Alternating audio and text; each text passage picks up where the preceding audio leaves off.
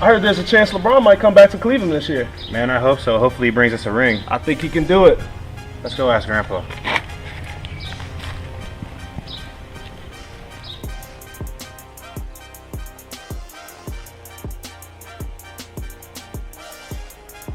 There's Grandpa.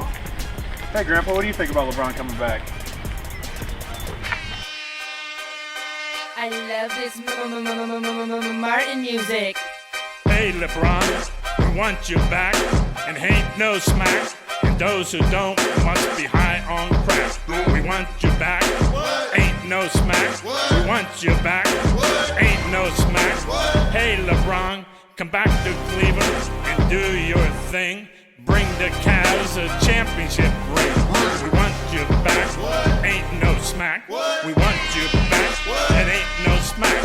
Hey LeBron, you've been tripping in Paris, been tripping in Rome. Now it's time to be tripping back home. We want you back, it ain't no smack.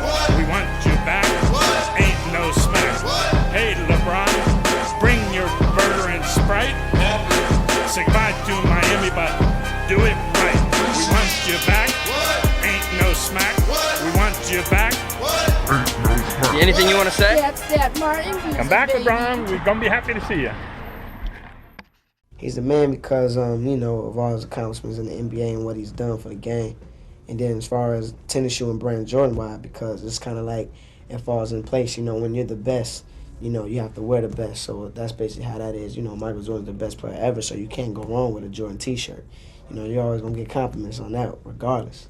And the tennis shoes and the whole entire apparel. Michael Jordan has been a great motivation towards anything. You know, of course he does great in sports and other things, but no matter what field you're in, he just motivates you to do whatever, and that's everybody. You know?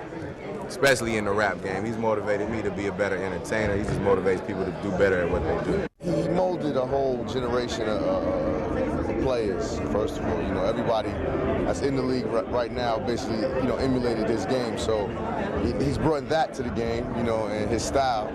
And you know, basically he's definitely leaving a legacy behind of hard work and how to play hard and go hard and be a winner. So, you know, hopefully the young guys can learn from that. What's going to happen? I don't think they're going to sweep, but I don't think they're going to sweep. So? I think people will 1 or 2. We only 1 or 2? All right. So LeBron ain't going to do what he did last year. Oh, okay, yeah. LeBron ain't going to come back. He ain't going to do what he did last year. I don't think he'll come back. And like I said, here's what I feel. He came back last year, but he came back partially because Draymond Green got took out the game. So that gave them the momentum. Now, he had to put more effort too, but I feel like that Draymond missed that game was a momentum shift. With the momentum shift, of course you got it. They also had a Kevin Durant, which, yeah. But that's going to make up for that momentum shift. So this time, ain't going to be no momentum shift. So if we do it this time, then he'll prove something different to me. Yeah, I had to do this video, man. You know what I'm saying? I put Mike and LeBron, you know what I'm saying? It's a long video. It's like a 31-minute video. And I just want to go ahead and just let it be known. You know, there should be no debate. And, you know, I'm going to be nice. I'm going to be respectful on this video. You know what I'm saying? I don't think LeBron fits in the same shoes as Michael Jordan. You know what I'm saying? I don't think LeBron has what it takes to be in Michael Jordan's shoes. I mean, this is a man that literally, since 1994, had everything that a player would ever dream of. He came with it. You know what I'm saying? He didn't have to learn it. It was already in his genes. And then winning 3 championships, retiring because his father was murdered. And this is what he's talking about here in this clip that you see, but I can't put it because I don't want to get copyrighted. But he's basically just saying how his father motivated him and how the first sport that he started to play was baseball. You know what I'm saying? So Jordan had love for baseball, but he fell in love with basketball more than baseball itself. So when his father was murdered, he wanted to achieve his father's dream of seeing him playing baseball. And when he was playing baseball, he wore number 45. That's why when he went to the Chicago White Sox, you know, to the minor leagues in the Chicago White Sox, he decided to wear number 45. Every time Michael drove to the, to the stadium to practice or play a game in this Corvette, he felt like his father was sitting in the passenger side of the seat, you know what I'm saying? And, telling Michael, you're going to do good, everything's going to be all right, don't worry about it, I'm with you, you know what I'm saying? Basically, he broke down in many interviews when it came to him talking about his father. Rest in peace to Michael Jordan's father, you know what I'm saying? But I just feel like, he gave the game way more of what LeBron did. And he accomplished way more in shorter time of what LeBron did. There's nothing that I can take away about what LeBron has done, you know what I'm saying? And what he's accomplished in the NBA.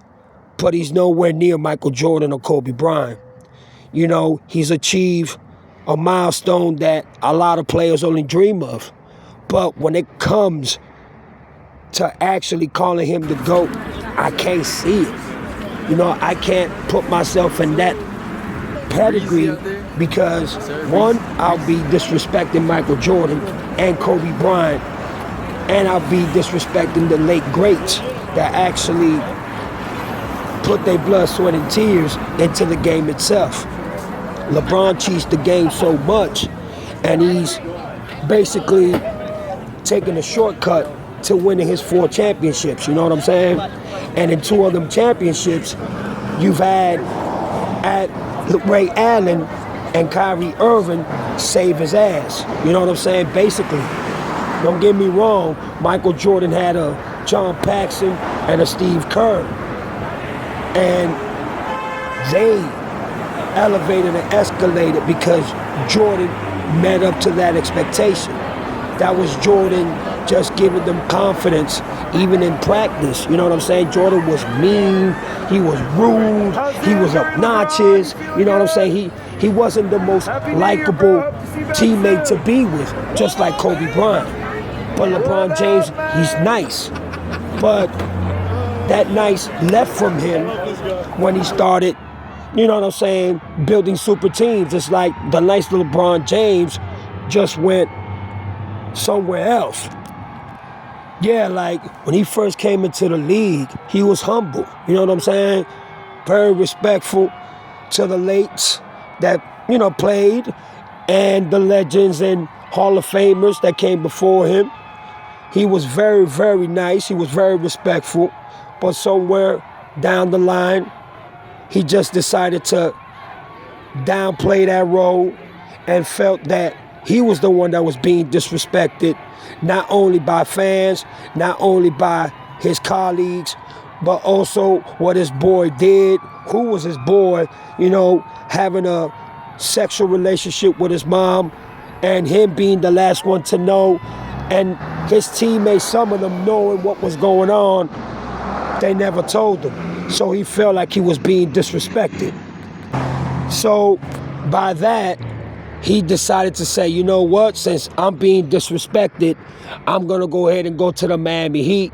And him and D. Wade had that conversation about Kobe, damn, he got 5 championships, I got 1, you ain't got none. So that was the decision that he made, which I don't appreciate that as a fan, because when you eliminate competition and you take a shortcut, I can't see you as one of the greats. And I can't put you in that category with the greats that gave everything and basically gave their blood, sweat, and tears to actually be in that position. I can't, I can't put you there. But during the years, and as the years pass by, LeBron James has become very obnoxious, attitude-ish, disrespectful, very sneaky, and a snake towards his teammates, towards his coaches, towards the organization. You know what I'm saying? Just basically the LeBron James that we knew when he first came into the NBA, it's not him anymore. And never will be. Look at Michael Jordan. Even though he was mean, obnoxious, he was unbearable to deal with at times. But when it came to having interviews, when it came to talking about his teammates and Phil Jackson and them, he was very humble, always very respectful. Michael Jordan used to go to, you know what I'm saying, to the practices. If you're not gonna play, get the effing out of here. Used to fucking throw clubs, flip tables. If you're not gonna work hard, if you're not gonna go ahead and give it your all, we don't need you here. We don't want you here. And that's what gave his teammates the ability and the confidence to trust themselves and be better players. Because I keep hearing that LeBron James makes his teammates better. I don't see it. Because every time we feel that he is making his team better, he goes ahead, trades them, and then wants to disappear when things get hard and things get tight. You understand what I'm saying? And that's something that the NBA shouldn't appreciate. But I guess since he has the whole NBA in his pockets, it's celebrated and congratulated, and it's appreciated. And real NBA fans ain't gonna stand for that.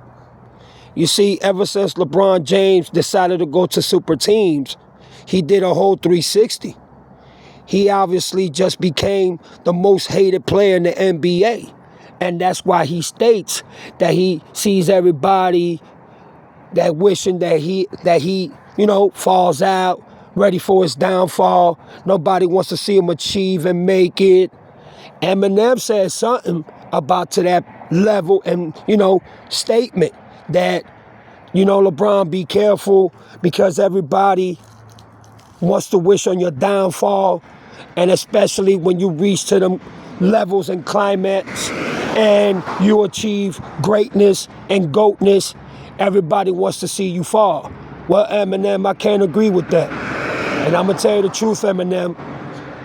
You see, you reach a milestone and you still going to that milestone. You're there. LeBron James is not. And even though it's two different, different adversities in sports, you do rap, he does basketball. And he's not in the standards of Michael Jordan. He's not in the standard of Kobe Bryant. I don't even think he's in the standard of Stephen Curry, who won 3 NBA finals on his peak and on his time. Michael Jordan in the 90s ain't allowed nobody to win no championships at all. Kobe Bryant lost 2, but he was the most dominant player in the 2000s. I don't care what nobody says. And one thing LeBron needs to understand is, it's not us being biased. It's not us being disrespectful. It's not us being critical. But if you can't accept critical criticism or positive criticism or even negative criticism, then you're not built for it. And as we see, you're not built for this type of adversity. Your integrity and everything that you have endorsed has flipped on you, and it's a whole total different persona and a whole different total atmosphere which you have elaborated to, and a lot of people don't respect you because of that. How does 4-6 beat 6-0 and 5-2? I don't understand. Kareem has a better standard than you. You know what I'm saying? His respect and the love for the game is just as much as Michael Jordan and Kobe Bryant and Magic Johnson and Larry Bird and Jerry West and all those that I always talk about, Tim Duncan and all of them. Right now. Crews You do say it will take a while, the possibly Cleveland Cavaliers to go to the Miami Heat, leaving effects and then a you lot more claim than the that you was Banners, going to though. win not 8 but more. You only ended up winning 2, and the other 2 you was totally embarrassed and humiliated. And when Pat Riley did that, you decided to go back to the motherfucking Cleveland Cavaliers. And then going back to the Cleveland Cavaliers, you won your 2016 championship, you know what I'm saying? And then you betrayed them again and decided to go with the Lakers. And that move right there was the icing on the cake, you know what I'm saying? What great do you know that decides to always want to go ahead and be in different teams and then build super teams on top of that. You can't name a great that has ever done that. But they gave you a pass. And they wanted you to be that brand, but they wasn't expecting for you to lose so many championships. So that's why they called you the chosen one. You didn't call yourself the chosen one. They brand you that. They said that about you. And in 6 NBA finals, you have come up short. You haven't fulfilled that, legacy or that fulfillment where everybody looks at you and say, you know what? You're the greatest of all time. You said that yourself. It came out of your mouth. And it came out off of your peers, journalists, fans, and people that, looked up to you for real. Looks entertaining to the people, but I'm not there just trying to play the basketball game. I'm really not concerned with it at this point. I want to take everything slowly, and I've been adjusting it pretty easily. Hopefully it won't be a problem. You see, Jordan, he took his failures and learned from them.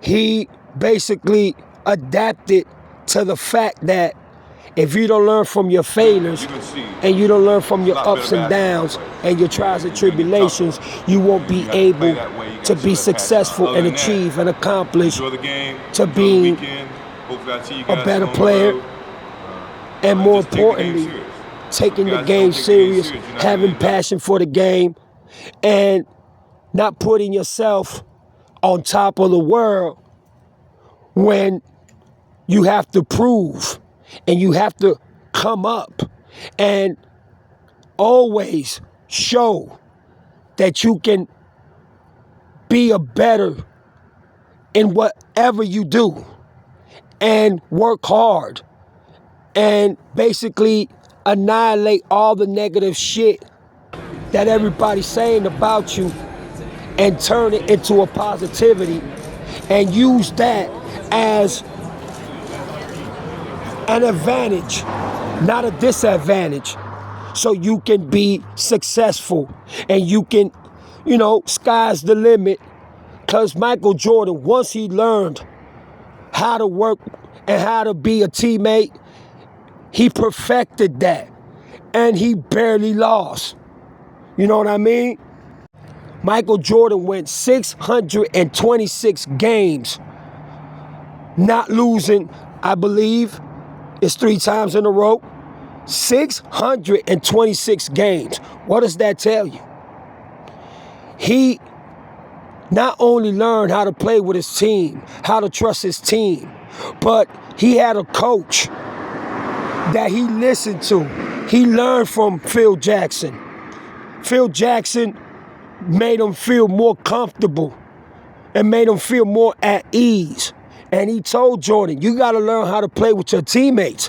You can't just, think for yourself and, hog the ball and expect your teammates to respect you and adapt to you, because that's only going to make them look at you with a face, with a grudge, and disrespect you, and they wouldn't want to play with you. And Jordan had to learn that. And trust me, he took Phil Jackson's words and ran with it.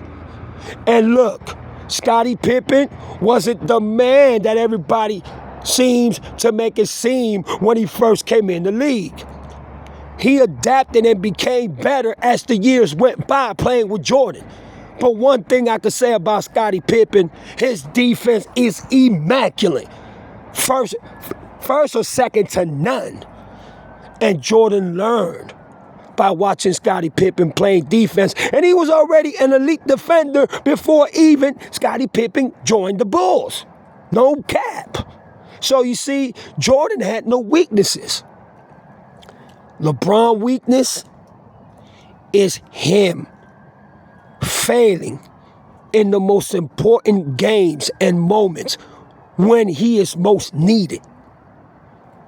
When he really has to show the world and prove to himself that he got them clutch genes, he fails most of the time. Michael Jordan was trusted, and 50% of the time, he came through. That's a 50% of every time Michael Jordan took a clutch shot, he made it. So he was trusted. That is fucking perfection to the fullest. Jordan just didn't become a winner like that. He learned and he knew he had to change his game. He had to learn how to be able to say, you know what? I am in this league. I am the best player in the NBA, but I'm not going to say that. But it's teams that win championships. It's not just I. I doesn't belong in the same sentence when it comes to basketball. Every great that has won a championship is because that champion had a team to play with and also trust and also come through, but most importantly, be able to be trusted.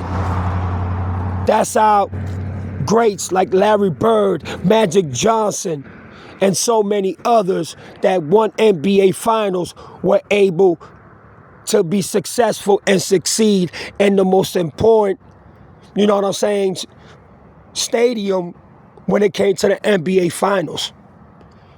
And in 1990, 1991 NBA Finals, when Jordan trusted John Paxson came through. Not with one shot. He hit several shots. And then Jordan hit that last moment shot to tie up the game, and they won that game. And then from there on, it was all Bulls. And after that, they won back-to-back. Then Jordan's father was murdered, and Jordan lost the love for the game. Like, he felt like he had nothing else to prove. So he went to baseball. A year and a half later, he found out that the game of baseball wasn't for him, and he missed basketball like crazy. He came back, had that nickel against the New York Knicks, and he also learned, wow, I can't believe me being away from the game this long, I still got it. But Jordan, before he came back into the league, he will have, games with, Scottie Pippen, Reggie Miller, Patrick Ewing, Charles Barkley. Like, you know what I'm saying? He was still playing the game, but he just wasn't playing the NBA. He came back, they made it to the playoffs, and they lost in the first round to the Orlando Magic. And Jordan beat himself up until the 1996 season came, 95 and 96. And they went 72-10, and Dennis Rodman was there, Tony Kukoc was there, Steve Kerr, John Paxson, Ron Harper, what is his name? I keep forgetting his name, man, but was it Luke Longley? Yes, Luke Longley, and he had Phil Jackson. And just knowing that Phil Jackson was there, Jordan was prepared to listen to Phil and learn from Phil. But a lot of people say that it was Michael that was the coach of the team. I don't believe that shit. I believe Michael Jordan listened to Phil and everything he said. Everything. And LeBron James don't listen to no coach. He don't want to learn from the coaches. He don't want to understand the coaches because he wants to control every aspect of the team. And that's why there were so many misunderstandings when it came to the Cleveland, when it came to the Miami Heat, when it comes to the Lakers. There's so much of a big misunderstanding when it comes to LeBron being able to understand and grasp and be able to allow the coach to be a coach, that he doesn't exceed from it. It backfires on him. And then that same propaganda and agenda that he follows, and then having Rich Paul, he fails every time. Yes, I remember there was a time when LeBron was at the peak, but he only had that just for a minute. Jordan always had it. He always was prepared, even if he lost, and he took it like a man. Every time a team wants to build with LeBron James, he breaks it up like it was a fucking puzzle that you grab and just misplace all the pieces. You see, if LeBron would have learned from Pat Riley and from the coach Eric, from the Heat, and if he would have stayed, it didn't matter if he won 2 or 3 championships. But learn to adapt to the team. Build from there. Don't build no super teams like he did when he went to the Heat. He already did the damage. So what he could have done was just say, you know what? Hey, the Heats accepted me. Miami accepted me. I perpetrated Cleveland. You know what? Let me not do the same to the Heat. Let me stay. Let me go ahead and get myself together, prepare myself, get stronger, go to the gym, you know what I'm saying? And just elevate and escalate, and sky's the limit with the Heat. Because even D-Wade took a pay cut. Oh, y'all remember the Michael Jordan cologne? I just thought that I just put that just to remind people that Jordan is also a businessman as well. But that's for another video. I just wanted to put that there. And D-Wade took a pay cut. And when LeBron left, that fucked up the salary cap of the Heat. And it fucked up D-Wade. And y'all see what happened to Chris Bosh. You know what I'm saying? He just wasn't never the same after that. And then he decides to go back to Cleveland. And when he goes to Cleveland, it's like he's contagious to coaches. He's contagious to teammates. And then 2016 came, and the reason why he went to the fucking Cleveland, it was because of Kyrie Irving. I don't care what nobody says. Kevin Love and several others. It's like he takes a shortcut to benefit him, and then when everything goes the way it's supposed to go, he takes all the credit. But when the team falls short, he blames the team. He blames the coach. He blames the organization. So he saw that Kyrie Irving wasn't going to be there no more. So he decides to, let me go to the Lakers. And when he went to the Lakers, he won that bubble championship. And from there on, eliminated in the first round in the playoffs. Eliminated, never made it 2 straight years. And it just went on as if to say, that's it. You're done. There's nothing that you can do to catch up to Michael and Kobe. And now, where all the interviews, rings are weird, and I'm not stat patterning, I'm not flopping, I'm not cheating the game because I respect the game. And also being greedy and disrespectful and not letting those that are with him shine and do their thing. Because he wants to be the fucking show and he wants all the attention towards him. Jordan learned that's not the case. I have teammates that trust me, so I want to trust them. And you know what? It favored the team. Michael Jordan punched Steve Kerr in the fucking eye. That's how competitive Michael Jordan was. Even John Paxson, Luke Longley, Dennis Rodman, they all said the same thing. Yeah, Jordan was mean, he was rude, he was disrespectful, but you know what? He did that, and look how better, look how much confidence, look how much respect we got for him, because if it wasn't for him being like that, we probably would have never won 6 championships. That's what Jordan taught every teammate. If you're gonna come in here, give it your all. Accept your failures and go out there and win, because that's what it's all about. Even if you lose, you learn from it and you change your routine, you change your game plan, and you accelerate. You just don't quit on your team and go to another team. That's not what Michael Jordan was about. He wanted to build with the Bulls. But I'm going to end this video right here. I got a part 2 of Michael and LeBron. I'm going to start doing seriouses like that. Man, y'all leave y'all comments down below. Y'all let me know what time it is, and we'll go from there. Peace.